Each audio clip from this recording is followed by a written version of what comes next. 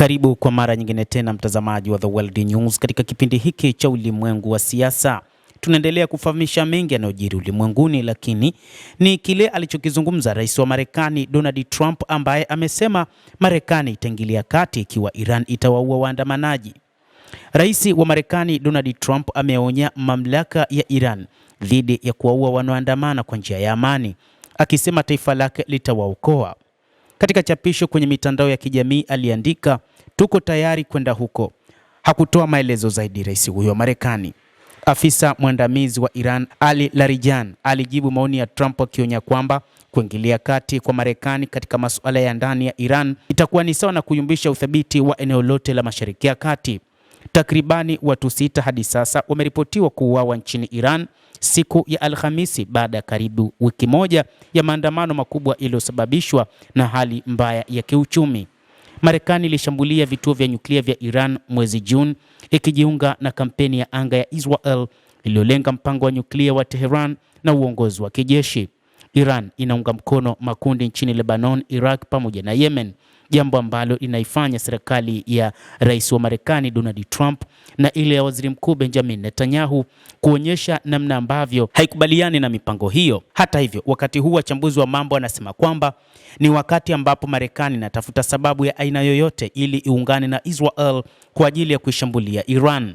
Vikosi vya ulinzi nchini Iran vimeongeza uthabiti kuwadhibiti waandamanaji, lakini sasa serikali ya Israel kupitia intelijensia yake ya Mossad imekuwa ikizungumza zaidi na kuhamasisha maandamano nchini Iran. Hata hivyo, Marekani wakati huu, kulingana na wachambuzi wa mambo, inatafuta njia yoyote ya kuhakikisha inaingilia kati nchini Iran na kuanzisha vita ambavyo vimekuwa vikizungumzwa mara kwa mara kati yake pamoja na waziri mkuu wa Israel Benjamin Netanyahu. Wachambuzi wanasema kwamba hii ni moja kati ya jambo ambalo Marekani inatafuta namna ya kuingia na kuanzisha vita nchini Iran. Imeelezwa zaidi kwamba hakuna sababu za msingi za vita kati ya Israel na Iran. Moja kati ya mambo ambayo yanatajwa ni pamoja na kile ambacho Israel imeeleza kwamba Iran inajihusisha na uzalishaji wa nyuklia, licha ya kwamba katika kipindi cha mwezi Juni katika vita vya siku 12, sababu iliyotajwa na Israel ni kwamba Iran imezalisha silaha za nyuklia na mpango wake wa nyuklia ni mpango hatari mno, lakini sasa wamegeukia pia kwenye upande wa makombora ya masafa marefu, lakini pia ni sababu ambazo hazina msingi wowote, na kwamba wakati huu wanatafuta sababu nyingine ili waweze kuondoa utawala wa Ayatollah Al-Khamenei. Machafuko yamezidi kuongezeka nchini Iran, yanaripotiwa kusababisha vifo vya watu wengi zaidi katika siku ya 5 ya maandamano dhidi ya kupanda kwa gharama ya maisha. Shirika la habari la Fars limeeleza kwamba watu 2 zaidi walifariki wakati wa mapigano kati ya waandamanaji na vikosi vya usalama katika jiji la Rodegan, kusini magharibi mwa Iran. Watu wengine 3 waliuawa huko Azna na mwingine huko Kohdashti. Shirika la habari la Fars limeripoti wote wakiwa magharibi mwa nchi. Mnamo siku ya Alhamisi, video ziliwekwa kwenye mitandao ya kijamii zilionyesha magari yakiwa yamechomwa moto wakati wa mapigano kati ya waandamanaji na vikosi vya usalama. Waandamanaji wengi wametaka utawala wa kiongozi mkuu wa nchi hiyo ukomeshwe. Baadhi wametaka kurejeshwa kwa utawala wa kifalme.